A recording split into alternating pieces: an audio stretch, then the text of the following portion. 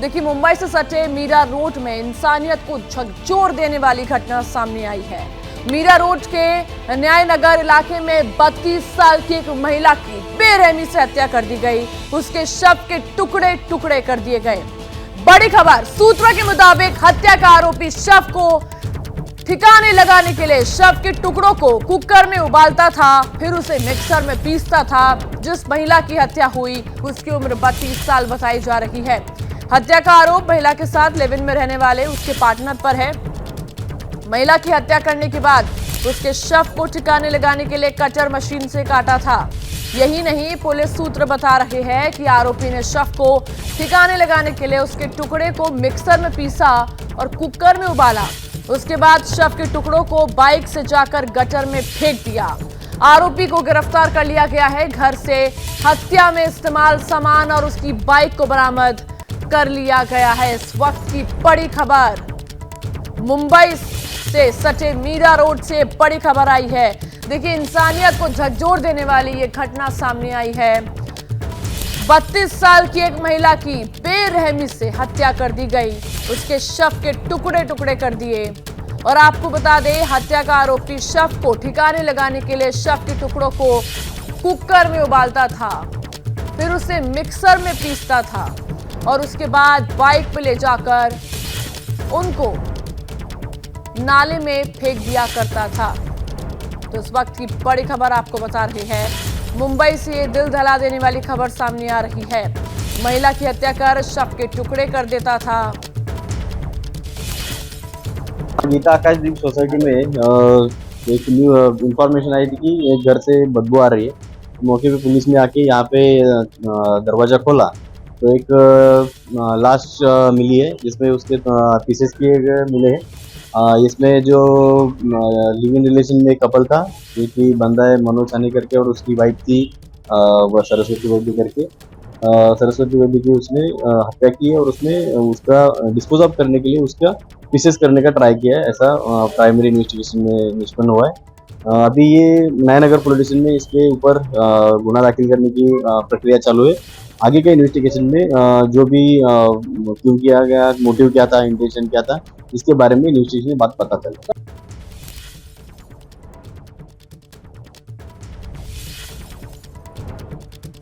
मुंबई से सटे मीरा रोड में एक ऐसी दिल दहलाने वाला मामला सामने आया है जिसने सभी को चौंका दिया है। मैं फिलहाल मुंबई से सटे मीरा रोड के जो नया नगर पुलिस थाने हैं वहां पर हूं। आप देख सकते हैं अभी भी पुलिस अफसर यहां पे मौजूद हैं और काम अभी भी शुरू है। आपको बता दें, बीती रात शाम को 6-6:30 बजे के करीब गीता आकाशदीप इस अपार्टमेंट में, इस सोसाइटी में रह रहे लोगों ने, जो कि 7वीं मंजिल पर जे विंग में रहते हैं, उन्होंने कंप्लेन की कि उनके नजदीक वाले फ्लैट में, जो कि है 702, इस फ्लैट से बदबू आ रही थी और इसी कारण से उन्होंने पुलिस से संपर्क किया। और पुलिस जब मौके पर पहुंची, जब पुलिस ने फ्लैट की छानबीन की तो फिर एक महिला का शव मिला। मनोज साने, जिनकी उम्र है 56, और सरस्वती वैद्य, जिनकी उम्र है 32, पिछले 3 साल से लिव इन रिलेशनशिप में रह रहे थे।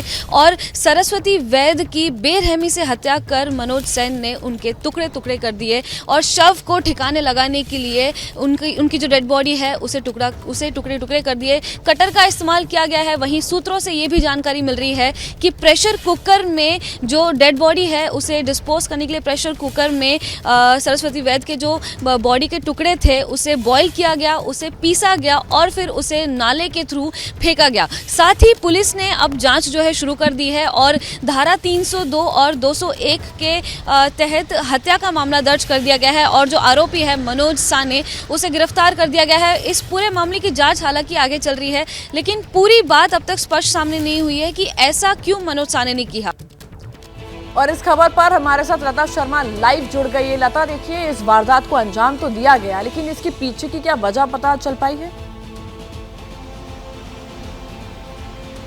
देखिए, मैं अभी फिलहाल सोनल उसी इमारत के सामने खड़ी हूँ। गीता आकाशदीप इसका नाम है। जे विंग के सबसे आखिरी मंजिल पर 704 फ्लैट जो है वहाँ पे वो दोनों रहते थे और वजह सामने नहीं आई है, लेकिन जितना तक लोगों से पता चल रहा है, सूत्रों से जानकारी मिल रही है कि इन दोनों के बीच में कुछ अनबन चल रही थी, इन दोनों के बीच में कुछ झगड़ा चल रहा था और हर उस शाम को वो वॉक पे जाते थे, लोगों को नज़र ज़रूर आते थे, लेकिन पिछले कुछ दिनों से उनकी जो हलचल थी काफ़ी कम हो गई थी और 3-4 दिन से में लगातार ये इस घर से कोई बाहर नहीं निकला था, जिसके बाद जो पड़ोसी हैं उन्हें कहीं ना कहीं डाउट हुआ और पड़ोसियों ने जब बदबू उन्हें आई, जब उन्हें कुछ ऐसा लगा कि ये काफ़ी वियर्ड है, ये कुछ नॉर्मल नहीं है, जिसके बाद जो पड़ोसी है उन्होंने पुलिस को कॉल करना सही समझा और पुलिस जब मौके पर पहुंची और जब दरवाज़ा खुला तब उनके सामने एक ऐसी चित्र आई, ऐसी तस्वीरें आई जिन्होंने सबको चौंका दिया है। शव के टुकड़े तो ज़रूर मिले, लेकिन शव को ठिकाने लगाने के लिए जो औजार इस्तेमाल किए गए थे, चाहे वो कटर हो और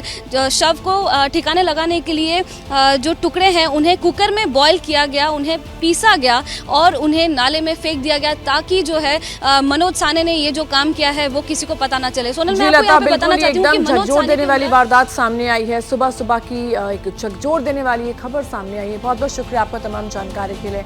खबरों में आगे बढ़ते हैं, बात कर ले तो उत्तर प्रदेश की, जहां पर महाराष्ट्र तक फैली कन्वर्जन फैक्ट्री पर सबसे बड़ा खुलासा हुआ है। हम आपको कन्वर्जन गैंग का शिकार हुए लोगों से मिलवाएंगे, उनकी बातें सुनाएंगे, इस गैंग में शामिल हर कट्टर किरदार से पर्दा उठाएंगे, इस इंटर स्टेट गैंग की मोडस ऑपरेंडी बताएंगे और सबसे बड़े एक्सपोज का सबसे बड़ा सबूत भी आपको दिखाएंगे। ये सबूत है आरोपियों की वो चैट जिसके जरिए वो बच्चों को जाल में फंसाते थे।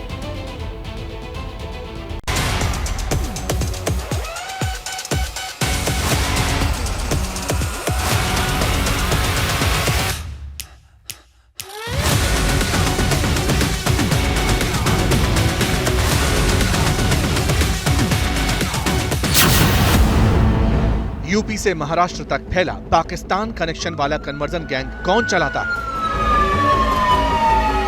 इस गैंग के मेंबर कैसे काम करते हैं, कैसे जाल बिछाते हैं, शिकार को कैसे फंसाते हैं, कैसे और किस तरह चुटकियों में धर्म और मजहब की अदला बदली करा देते हैं।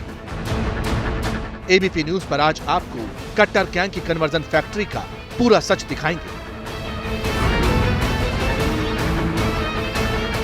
चैट के चक्कर में फंसाकर नाबालिगों का ब्रेन वॉश करने वालों की पूरी हकीकत बताएंगे। हम आपको कन्वर्जन वाले ऑनलाइन गेम फोर्टनाइट के फ्रंटमैन से मिलवाएंगे। एबीपी न्यूज की स्पेशल इन्वेस्टिगेशन में हम आपको कन्वर्जन का शिकार हुए मासूमों की आप बीती भी सुनाएंगे। लेकिन सबसे पहले वो चैट दिखाते हैं जो इस बात का सबूत है कि कन्वर्जन गैंग चलाने वाले बच्चों के दिमाग पर कैसे कब्जा करते थे, उन्हें इस्लाम कबूलने के लिए कैसे इमोशनली प्रेशराइज करते थे। इसमें सबसे एक्टिव रोल प्ले करने वाले किरदारों के बारे में समझ लीजिए। किरदार नंबर 1, गाजियाबाद की मस्जिद का मौलवी अब्दुल रहमान उर्फ नन्नी, जो गिरफ्तार हो चुका है और नाबालिगों को रेडिकलाइज करने की बात कबूल कर चुका है। किरदार नंबर 2, महाराष्ट्र के ठाणे का रहने वाला शाहनवाज उर्फ बद्दो, जिसे धर्मांतरण के रैकेट का हैंडलर बताया जा रहा है। बद्दो फिलहाल फरार है और उस पर महाराष्ट्र में 400 लोगों को कन्वर्ट करवाने का इल्जाम है। कन्वर्जन गैंग बच्चों को अपने जाल में फंसाने के लिए जिस फोर्टनाइट गेमिंग ऐप का इस्तेमाल करता था, शहनवाज उर्फ बद्दो उसका माहिर खिलाड़ी है। शहनवाज ये गेम बद्दो के नाम से आईडी बनाकर खेलता था। नाबालिगों को ट्रैप में फंसाने के लिए शहनवाज पहले उन्हें डराता था और बाद में जीतने के लिए उन्हें कुरान पढ़ने की सलाह देता था। बच्चों को उसकी बात पर भरोसा हो जाए, इसलिए शहनवाज कुरान पढ़ने वालों से गेम में हारने लगता था। बच्चे बद्दो की बातों में आकर आयतें पढ़ने लगते थे और फिर धीरे धीरे धर्म बदलने की ओर बढ़ने लगते थे। इस काम में गाजियाबाद का मौलवी अब्दुल रहमान उर्फ नन्नी हर कदम पर उसका साथ देता था। उसका सबूत ये चैट है जिसमें मौलवी अब्दुल रहमान उर्फ नन्नी अपने जाल में फंसे एक बच्चे को नमाज का वक्त बता रहा है। बच्चा इस चैट में कह रहा है कि परीक्षा की वजह से उसे नमाज पढ़ने का वक्त नहीं मिल रहा। जवाब सुनिए। जोहर की नमाज पढ़ना, अगर मिस हो जाए तो दिल में तड़प रखना जुमा पढ़ने की, तो जुमा जरूर मिलेगा। अल्लाह से दिल ही दिल में दुआ कर कि जुमा मिल जाए, रास्ता अल्लाह निकाल देगा। एक दूसरी चैट में नमाज पढ़ने मस्जिद पहुंचा दूसरे धर्म का बच्चा उससे पूछता है कि गाजियाबाद का मौलवी अब्दुल रहमान उर्फ नन्नी कहाँ है। इस पर नन्नी उसे जवाब देता है, अस्तगफर की तस्बीह पढ़ो ज्यादा से ज्यादा। अपनी बातों से यह गैंग बच्चों के दिमाग पर ऐसे कब्जा जमाता था कि वो बच्चे भी गैंग के लिए काम करने लगते थे, अपने साथियों को धर्म बदलने के लिए उकसाने लगते थे। सबूत इस चैट में है। भाई तो मिस मत करियो रमजान का रोजा, एटलीस्ट इबादत कर, कुरान पढ़, साहबा की स्टोरीज पढ़, कुछ कर ले। तेरे को शर्म तो आनी चाहिए, थोड़ी सी भी। अगर थोड़ा सा भी ईमान है कि कुरान तो पढ़ लो, शर्म कर। बताते हैं कि गाजियाबाद का रहने वाला ये बच्चा इस कदर रेडिकलाइज हो चुका था कि एक बार नमाज पढ़ने से रोकने पर उसने अपने पिता को ही जान से मारने की धमकी दे दी। गाजियाबाद में रहने वाले बच्चे के पिता ने जब उसे नमाज पढ़ने से रोका था, तब थाने से कन्वर्जन गैंग ऑपरेट कर रहे शहनवाज ने उसके पिता को धमकी दी थी। जब ये चैट पुलिस के हाथ लगी, तब साजिश के सारे पर्दे एक एक करके हटने लगे। नाइट ऐप में ये लोग ऑनलाइन फीचर नहीं है, हमेशा किसी को बुला के गेम के लिए इनवाइट नहीं कर सकते हैं। तो ये लोग डिस्कॉर्ड नाम का जो चैट इंजन है उस पर माइग्रेट करते थे और वहाँ पे ये लोग कभी भी कॉल करके एक दूसरे से गेम खेलने के बहाने एक दूसरे को बुलाते थे और वहाँ पे फिर डॉक्टर जाकिर नायक के वीडियो शेयर होते थे, सर्कमस्टेंस के वीडियो शेयर हुए हैं, कुछ इन्फ्लेमेटरी टेक्स्ट शेयर होता था, जिसके बाद ये लोग कन्वर्ट होकर आसपास की जो नियरेस्ट मस्जिद होती थी वहाँ पे जाके फिर ये अपना रिचुअल प्रैक्टिसेस वहाँ पे फॉलो करते। रेडिकलाइजेशन का ये जहर एक बच्चे से दूसरे बच्चे तक कैसे पहुँचाया जा रहा था, इसका भी सबूत देख लीजिए।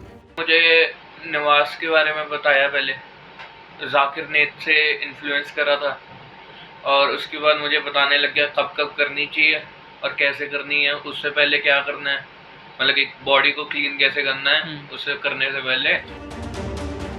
ऑनलाइन गेमिंग की आड़ में गाजियाबाद में चलाए जा रहे जिस कन्वर्जन रैकेट का खुलासा हुआ, उसके तार कई राज्यों तक फैले हैं। लिहाजा गृह मंत्रालय इस मामले से जुड़े एक एक पहलू पर नजर रख रहा है और जांच में किसी भी वक्त देश की सबसे बड़ी जांच एजेंसी NIA की भी एंट्री हो सकती है। और अब देखिए, जैसे जैसे जांच आगे बढ़ रही है, थाने से ऑपरेट किए जा रहे कन्वर्जन गैंग को लेकर नए नए खुलासे सामने आ रहे हैं, नए नए दावे और इल्जाम भी सामने आ रहे हैं। आरोप है कि कन्वर्जन गैंग के लीडर शाहनवाज ने सिर्फ गाजियाबाद के नाबालिग को ही रेडिकलाइज नहीं किया, उसकी गैंग ने थाने में भी 400 लोगों को कन्वर्ट करवाया। पुलिस उसकी तलाश में छापे मार रही है।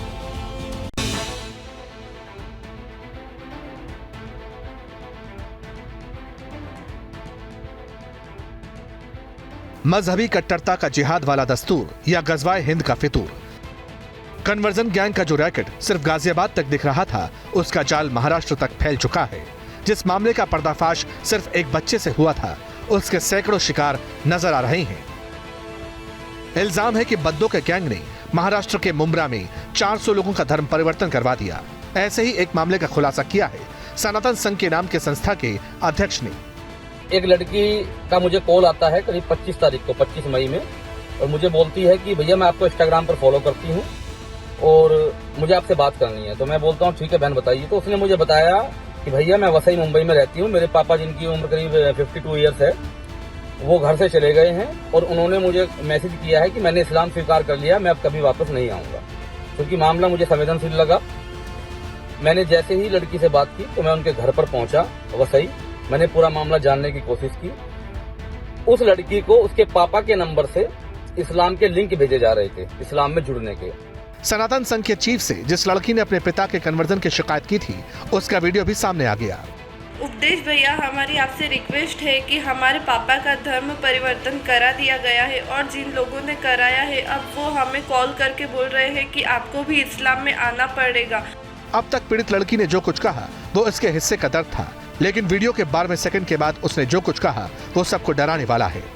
और उन लोगों ने कहा है कि हमने 400 लोगों का, हिंदू लोगों का अब तक धर्म परिवर्तन करा चुके हैं और हम उन्हें मुस्लिम बना चुके। उपदेश भैया हमारी हेल्प कीजिए, मैं मुंबई से बोल रही हूँ। ये मामला होश उड़ाने वाला था। पुलिस का ध्यान इसकी तरफ जाता उससे पहले गुजरात से गाजियाबाद पुलिस के पास एक फोन आया। कॉल करने वाले ने भी महाराष्ट्र के मुंब्रा में 400 लोगों का धर्म परिवर्तन करवाए जाने की बात कही। इसके बाद पुलिस ने पड़ताल शुरू की। कल गुजरात से एक दो लोगों का गाजियाबाद पुलिस को फ़ोन आया जिसमें कि वो क्लेम कर रहे हैं कि मुंब्रा क्षेत्र में मास कन्वर्जन हो रखे हैं। उन्होंने कुछ इंटेल शेयर करा है, कुछ फ़ोन नंबर्स, कुछ फ़ोटोज़ शेयर करे हैं, पर उसकी पुष्टि करना अभी बाकी है। उसकी पुष्टि करने के बाद ही आपको हम कुछ कमेंट कर पाएंगे। फिलहाल कन्वर्जन रैकेट चलाने के आरोपी शाहनवाज उर्फ बद्दो की तलाश जारी है। महाराष्ट्र के ठाणे पहुंची गाजियाबाद पुलिस की 4 टीम उसकी तलाश में लगातार छापेमारी कर रही है, लेकिन वो लापता है। उसका कोई सुराग नहीं मिल रहा। वो बार बार अपना फोन नंबर और लोकेशन बदल रहा है। मुंब्रा पुलिस सूत्रों का कहना है कि गाजियाबाद पुलिस ने 1 जून को मदद के लिए उसे अप्रोच किया, लेकिन बद्दो 31 मई की रात को ही मुंब्रा से फरार हो चुका था। उसने अपने घर वालों को सोलापुर में शिफ्ट कर दिया है। हालांकि पुलिस शाहनवाज उर्फ बद्दो पर प्रेशर बढ़ा रही है। बताया जा रहा है कि बद्दो को सिम दिलवाने के इल्जाम में मुंब्रा और सोलापुर से 6 लोगों को पकड़ा जा चुका है और कॉल डिटेल्स निकलवाकर उसके बाकी मददगारों तक पहुंचने की भी कोशिश जारी है। जिस महाराष्ट्र से कन्वर्जन गैंग का रैकेट ऑपरेट होने की बात कही जा रही है, वहां एक और डिस्टर्बिंग न्यूज सामने आई है। कोल्हापुर में कुछ लोगों ने व्हाट्सएप ग्रुप के स्टेटस में औरंगजेब की फोटो लगाई और औरंगजेब के फेवर में पोस्ट भी वायरल कर दी। हिंदू संगठनों ने इसका विरोध किया तो दोनों समुदाय में टकराव हो गया। पुलिस ने हालात को काबू में तो कर लिया, लेकिन सवाल ये है कि वो कौन लोग हैं जो माहौल बिगाड़ना चाहते हैं। क्या कोल्हापुर में जानबूझकर हिंसा फैलाई गई? महाराष्ट्र को सुलगाने का मास्टरमाइंड कौन है?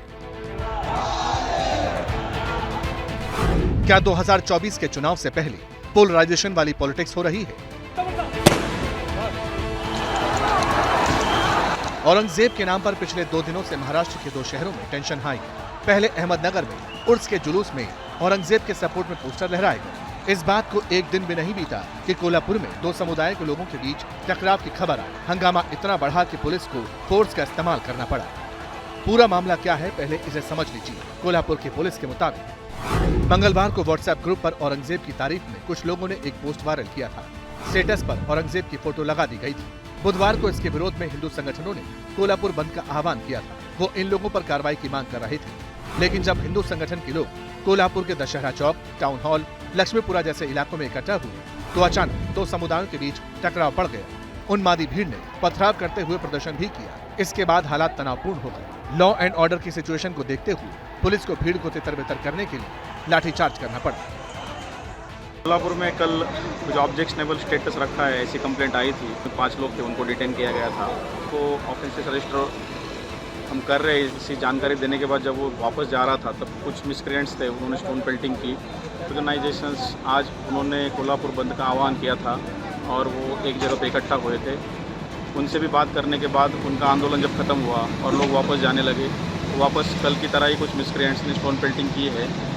मॉब डिस्पर्स हो चुका है, हर जगह पे बंदोबस्त डिप्लॉयड है, सिचुएशन अंडर कंट्रोल है। पुलिस के मुताबिक हालात कंट्रोल में, लेकिन सिचुएशन टेंस बनी हुई है। इस पूरे मामले पर महाराष्ट्र सरकार भी एक्टिव हुई।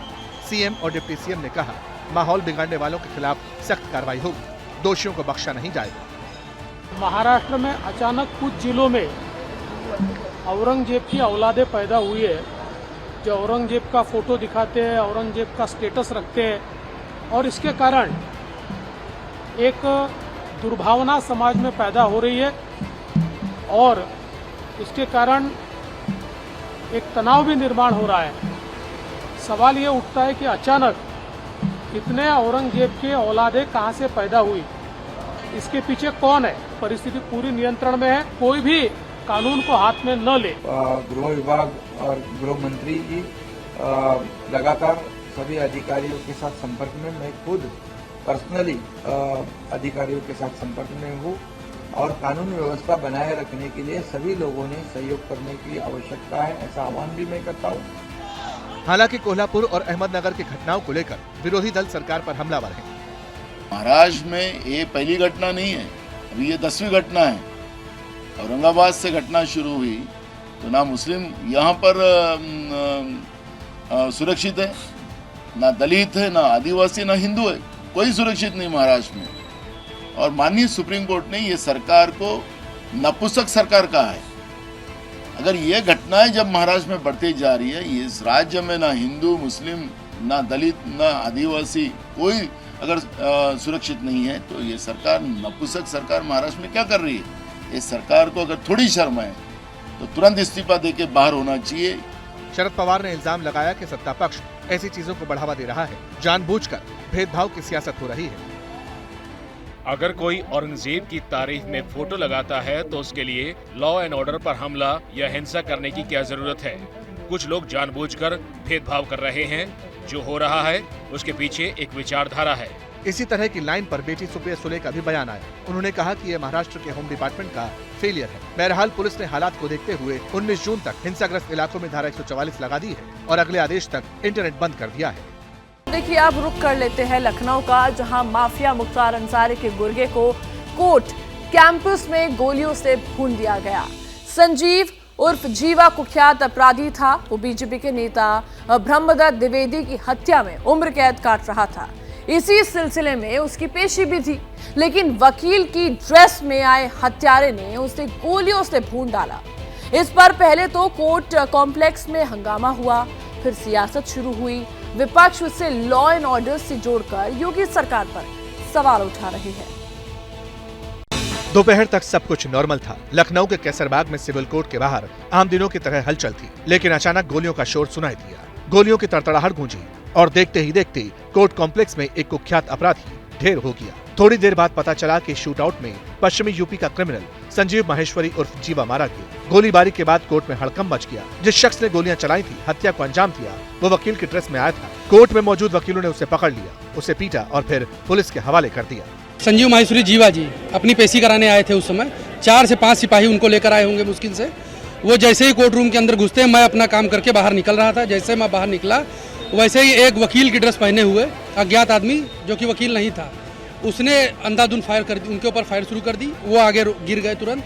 7 से 8 राउंड उसने फायर करी, जिसमें 2 से 3 लोग, एक छोटी बच्ची थी जिसमें उसको भी गोली लगी, वो भी घायल हुई, उसको ट्रामा सेंटर लेके गए। उसके बाद 15 से 20 मिनट उसकी बॉडी वहाँ पे पड़ी रही, जो अपराधी जिसको गोली लगी थी। उसके बाद मौके पे पुलिस आती है, वो उसको उठा के लेके जाती है। पता ये भी चला कि इस गोलीबारी में एक बच्ची और 2 पुलिस वाले भी घायल हो गए।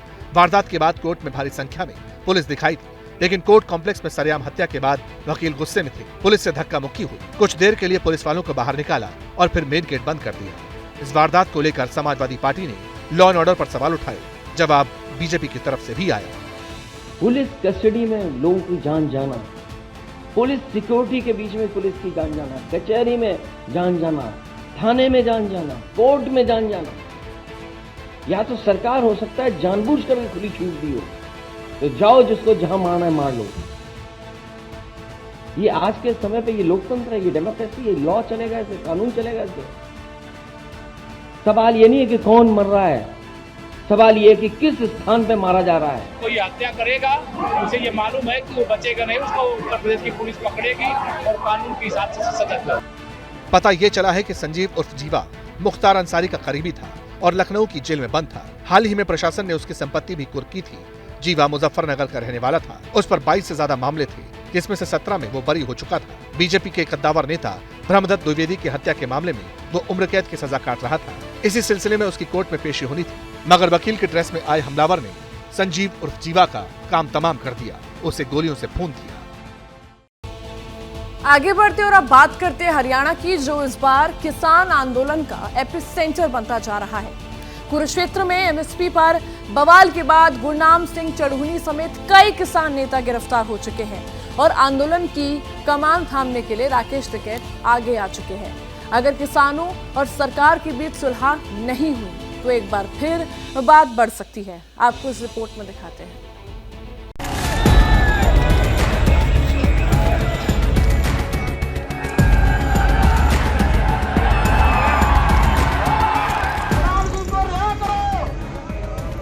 हरियाणा में एक बार फिर अन्नदाता सड़कों पर है। कुरुक्षेत्र में किसानों और पुलिस के बीच जो बवाल हुआ था, जिस तरह गुरनाम सिंह चढ़ूनी समेत दूसरे नेताओं की गिरफ्तारी हुई, उसके बाद से किसानों का आंदोलन और तेज हो गया।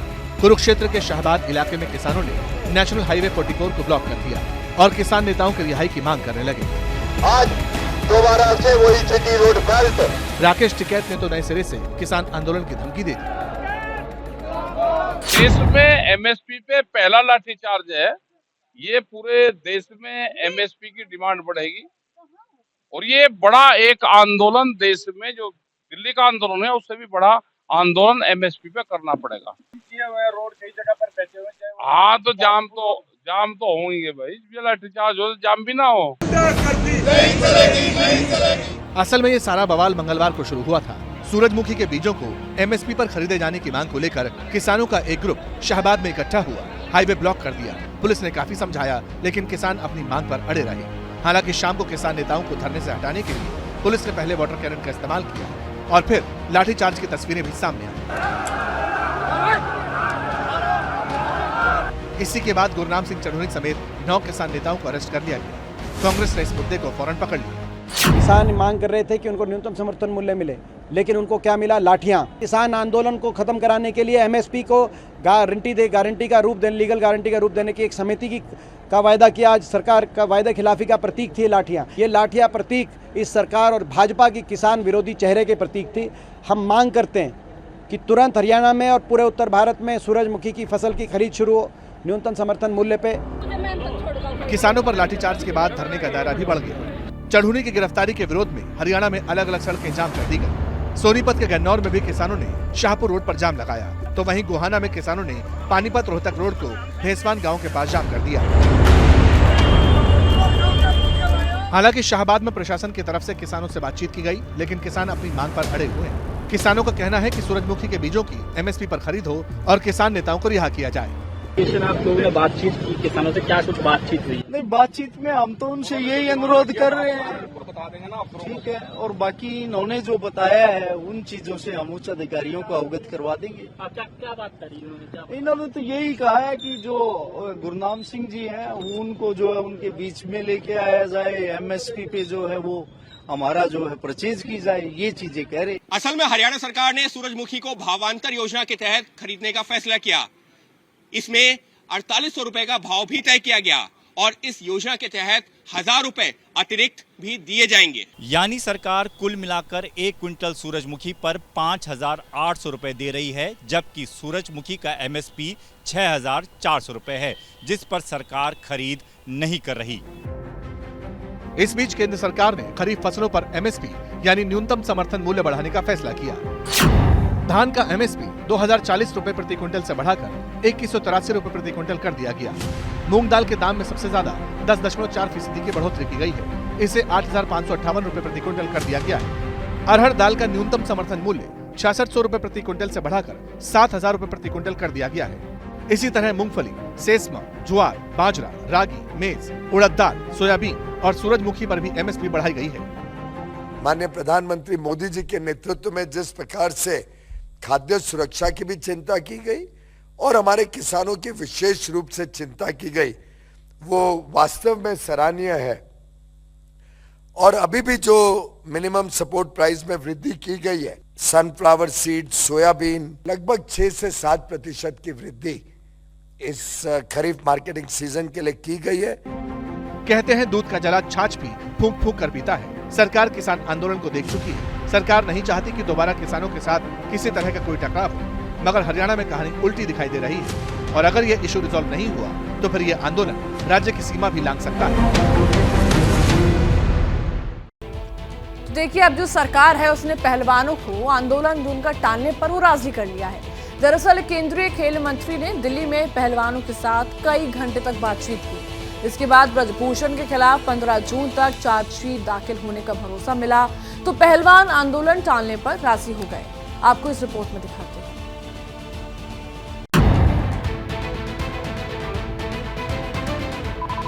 एक ही मुद्दे पर एक जैसी मांगों पर हरियाणा से दिल्ली तक मंथन हुआ। एक तरफ महापंचायत हुई तो दूसरी ओर सरकार से पहलवानों की बातचीत। मंगलवार को तय हो चुका था कि पहलवान ब्रजभूषण के मामले में चरखी दादरी में महापंचायत करेंगे। इस महापंचायत में फोगाट बहनों के आने की बात हुई, लेकिन इसी दौरान खेल मंत्री अनुराग ठाकुर ने पहलवानों को बुलाया और लंबी चर्चा की। पता ये चला कि अनुराग ठाकुर और पहलवानों के बीच 6 घंटे की बातचीत में कई मुद्दों पर चर्चा हुई। इस बैठक में पहलवानों को आश्वासन दिया गया कि 15 जून तक ब्रजभूषण वाले मामले की जांच पूरी कर ली जाएगी और चार्जशीट भी दाखिल कर ली जाएगी।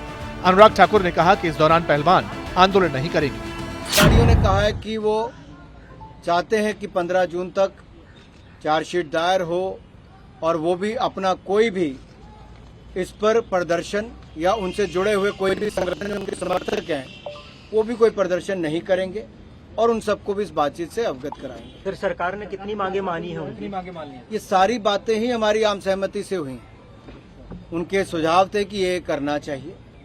मांगे भी, सुझाव भी, आप इसको किसी रूप में लेना चाहें। इस बीच बजरंग पुनिया और साक्षी मलिक भी सामने आए। पुनिया ने कहा कि मीटिंग में सारी मांग रखी है। पुनिया ने यह भी कहा कि सरकार ने उन मुकदमों को वापस लेने की बात कही जो पहलवान पर किए गए थे।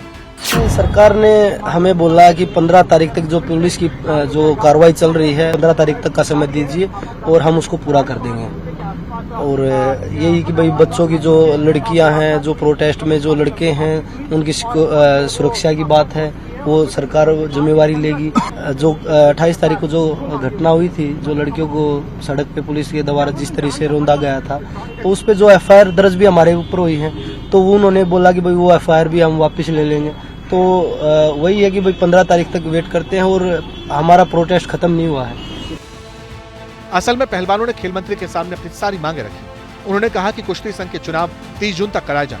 ब्रजभूषण या उनकी फैमिली के किसी मेंबर की अब रेसलिंग फेडरेशन ऑफ इंडिया में एंट्री न हो। इन्वेस्टिगेशन में एक इंटरनल कंप्लेंट्स कमेटी बनाई जाए और उसकी अध्यक्षता एक महिला करे, जबकि कंप्लेंट करने वाली महिला रेसलर्स को सिक्योरिटी की बात भी कही गई। अभी सभी प्लेयर्स ने भी और कोचेस भी जो आए थे और उनके साथ जो बाकी सदस्य आए थे, उन्होंने बहुत पॉजिटिव बातचीत की है और वापस जाकर भी वो अपने समर्थकों के साथ इस बात को रखें। हालांकि पहलवानों का कहना है कि फिलहाल आंदोलन टाला है, खत्म नहीं किया। अगर सरकार ने मांग नहीं मानी, उनकी बातें नहीं सुनी गई, ब्रजभूषण को गिरफ्तार नहीं किया गया, तो वो फिर से आंदोलन पर बैठेंगे और ब्रजभूषण शरण सिंह की गिरफ्तारी तक ये धरना जारी रहेगा। तो देखिए, नीतीश का विपक्षी एकता वाला नारा कांग्रेस को भी इम्प्रेस कर रहा है।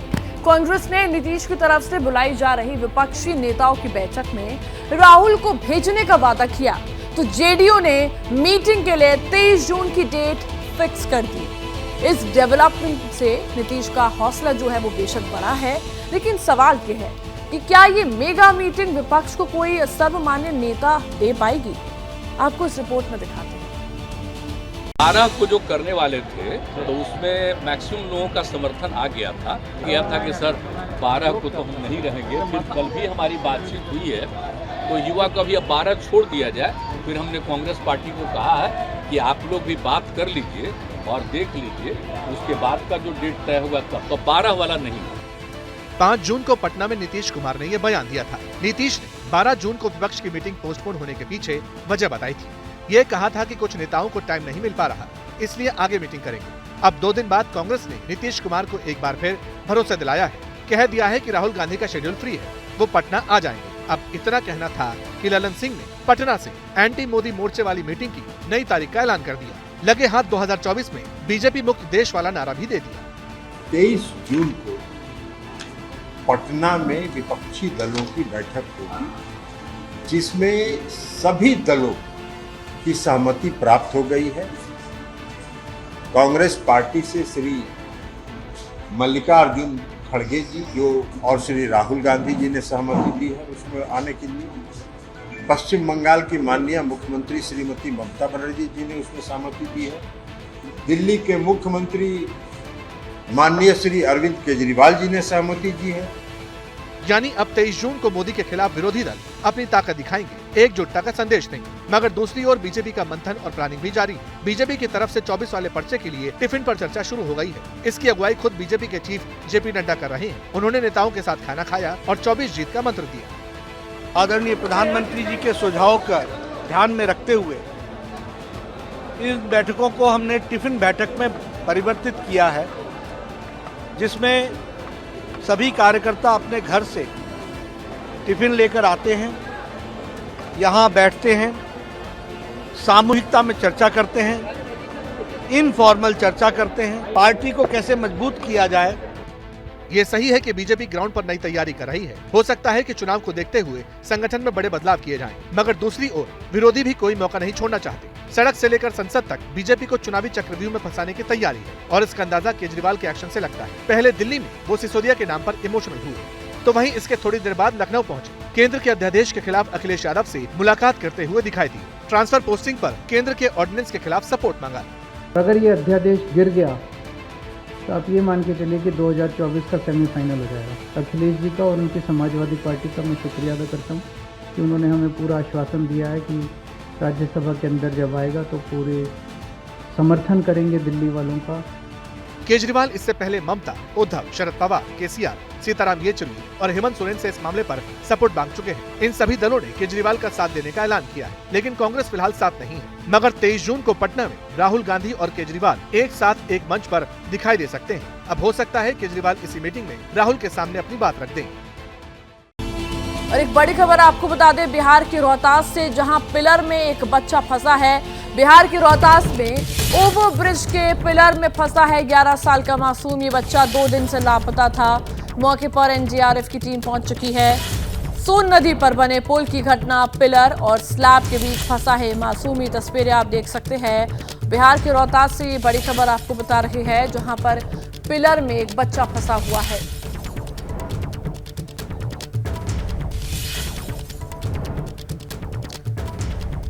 और प्रकाश कुमार इस खबर पर ज्यादा जानकारी देंगे। प्रकाश, क्या अपडेट, क्या खबर? बड़ी हैरान कर देने वाली ये खबर है कि किस तरह से 2 दिनों से लापता था ये रंजन नाम का लड़का, जो सिर्फ 12 साल का मासूम बच्चा है। ये फंसा हुआ था जो सोन नदी है। सोन नदी के ऊपर में एक पुल बना हुआ है जो नासरीगंज हाईवे पुल के नाम से जाना जाता है। इसका जो पिलर है और जो अप्रोच रोड जिससे कि सड़क से होकर के पुल को जोड़ती है वो सड़क, उसके बीच में जो पिलर था उसी में यह फंसा हुआ था। वो तो एक महिला थी जो रोते हुए बच्चे की आवाज सुन ली, वहीं पर छाव में थी बैठी हुई और इंतजार कर रही थी किसी का। तो मासूम के रोने की आवाज आई तो फिर उसने देखा नीचे तो लगा कि कोई बच्चा फंसा हुआ है। बड़े ही एक तरह से दर्दनाक दृश्य है कि पिछले 2 दिनों से लापता बच्चा था, इसके बारे में कोई जानकारी नहीं थी। आखिर इस जगह पर वो कैसे पहुंच गया, और काफी अंदर में है, 10 फीट नीचे जगह है जहां पर कि वो बच्चा फंसा हुआ है और उसके नीचे से उसे निकालने की भरसक कोशिश की जा रही है। एसडीआरएफ की टीम और स्थानीय प्रशासन वाले लगे हुए हैं ताकि उस बच्चे की जान बचाई जा सके। कोशिश ये की जा रही है कि अंदर में ऑक्सीजन की कमी ना हो, तो ऑक्सीजन सिलेंडर से उसे बच्चे को ऑक्सीजन पहुंचाने की कोशिश हो रही है। उसको निकालने का काम और कितना टाइम लग सकता है बच्चे को निकालने में, क्या इस बात की खबर? देखिए, वो जो अप्रोच रोड और पिलर है उसके बीच में जो फंसा हुआ बच्चा है, उस पिलर के क्रैक जो छोटा सा रहता है, जगह रहती है उसमें, तो जाहिर है कि उसको पूरे तोड़ना पड़ेगा। बच्चे का भी ध्यान रखना है कि बच्चे को कोई नुकसान न पहुंचे, सीधे नीचे न गिर जाए। तो इसीलिए बहुत एहतियात के साथ एसडीआरएफ की टीम और तमाम जो वहाँ के स्थानीय प्रशासन के लोग हैं वो पहुंचे हुए हैं और उस बच्चे को बचाने की कोशिश की जा रही है। आप समझिए कि 2 दिन से पहले लापता और उसके बाद फिर इस बच्चे में जो फंसा हुआ क्या हालत रही है। जी प्रकाश, बहुत बहुत शुक्रिया आपका तमाम जानकारी के लिए।